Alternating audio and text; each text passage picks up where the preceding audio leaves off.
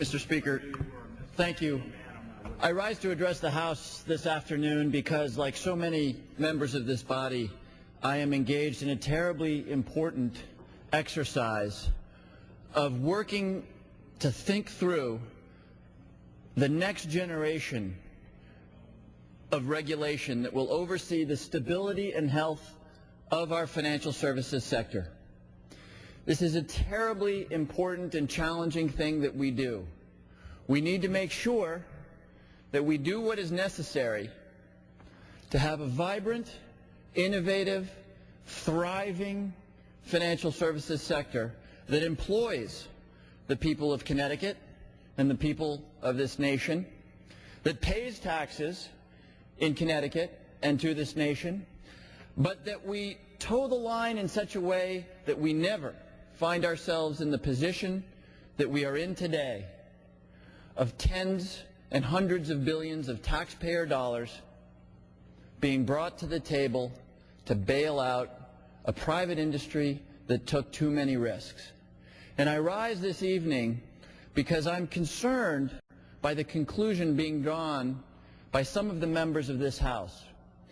Because our regulatory apparatus, which, let's face it, was crafted in the 1930s, failed in many respects, and boy did it fail in some spectacular aspects, the conclusion seems to be drawn that government cannot regulate, that we should get out of the business, that we should leave the financial services sector entirely to its own devices, that somehow individual responsibility alone will create a stable and vibrant financial services sector.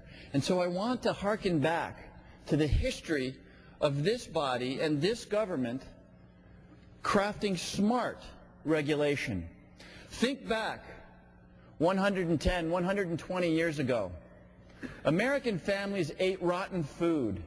They bought snake oil in the guise of pharmaceuticals.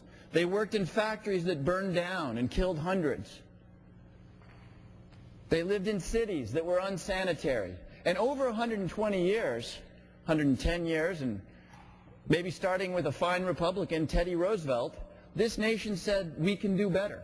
We can put in place smart regulation that protects our citizens and that adds to the quality of life of every American family. And in fact, that is what happened. And we haven't gotten it quite right.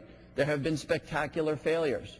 But over that 120 years, the efforts of this government to craft smart, efficient regulation hasn't destroyed the economy. The economic growth in this country over that period of time has been nothing short of spectacular.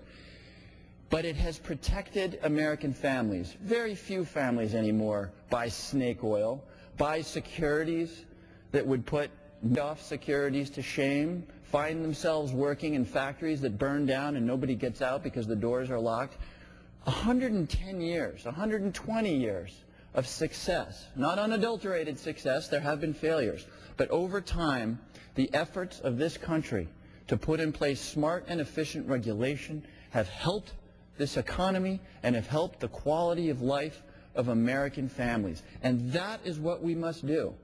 We must not shrink from the task just because the SEC blew it on the Madoff case or because other regulators weren't watching new and dangerous markets closely enough. We must not shrink from the task of thinking through what new round of financial regulation allows that industry to thrive, allows that industry to provide credit to American families, to small businesses, to allow our economy to grow, but which never, ever puts us in the kind of risky position that we're working so hard to dig ourselves out of right now. We can do this.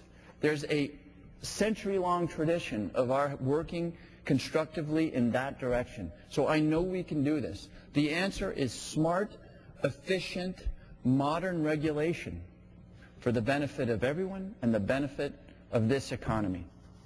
Mr. Speaker, thank you. I yield the balance of my time.